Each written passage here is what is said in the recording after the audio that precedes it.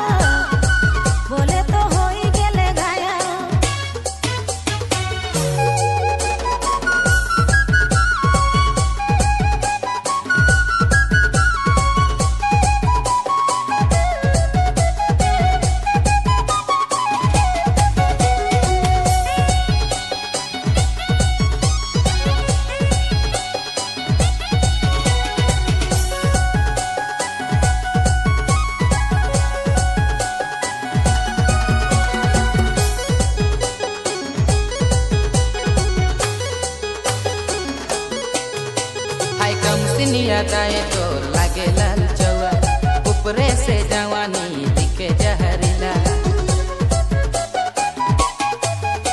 हाय कम सिनिया दाए तो लागे लाल चौआ, ऊपरे से जवानी दिखे जहरीला।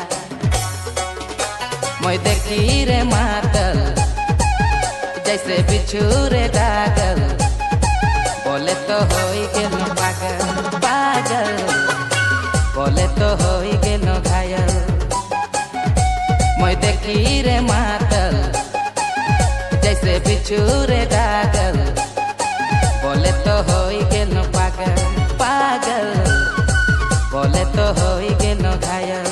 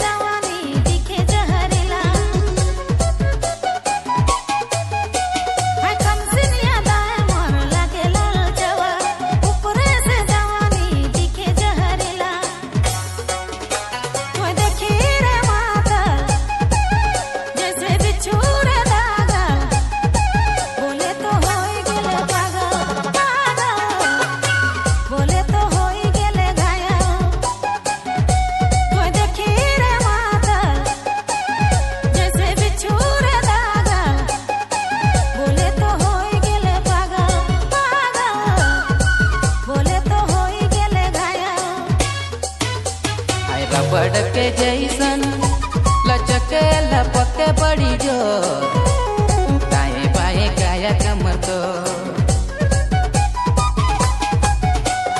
रबड़ के जैसन लचके लपके बड़ी जोर, दाएं बाएं गाया कमर मोर।